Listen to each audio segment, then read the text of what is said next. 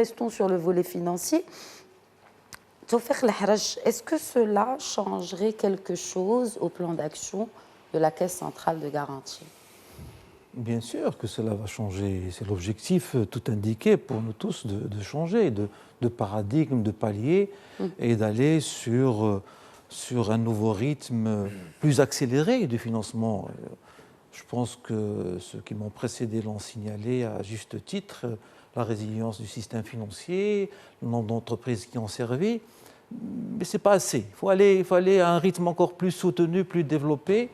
Et je pense que ce projet structurant va permettre à nous tous d'aller de l'avant. Pour ce qui concerne la Caisse centrale de garantie, nous sommes un instrument, un amortisseur de risque, si vous voulez. Et on le sait très bien, ça a été indiqué, Nouman l'a indiqué tout à l'heure, pas qu'au Maroc, mais à l'échelle universelle.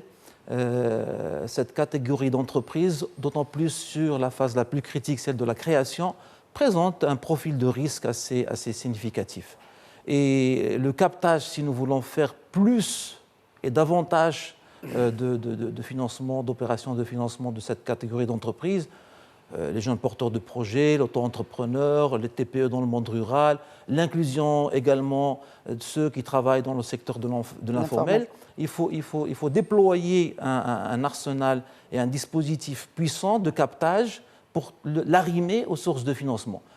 Cela va sans dire que ça présente un risque, nous sommes conscients, et pour l'adresser, ce risque-là, la Caisse centrale de garantie est un amortisseur, comme j'ai dit à l'instant, pour réduire ce risque-là. Parce que généralement, qu'est-ce qui se passe?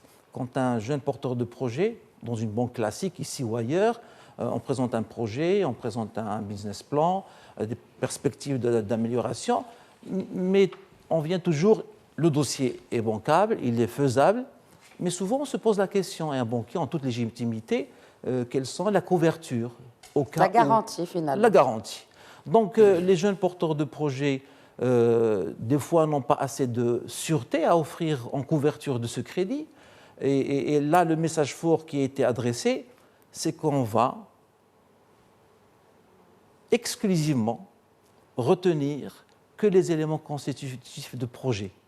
On ne demandera plus de caution personnelle pour cette catégorie d'entreprises en phase de création. D'où ce fonds de refinancement à 80%. D'où cette quotité de garantie, voilà. Exactement, d'où cette quotité de garantie à 80%. C'est un signal fort qui va permettre un petit peu de développer davantage et de capter davantage de TPME. Je voudrais juste revenir aussi sur cet autre changement, ou en tout cas ce taux préférentiel pour le monde rural qui s'établit à 1,75%.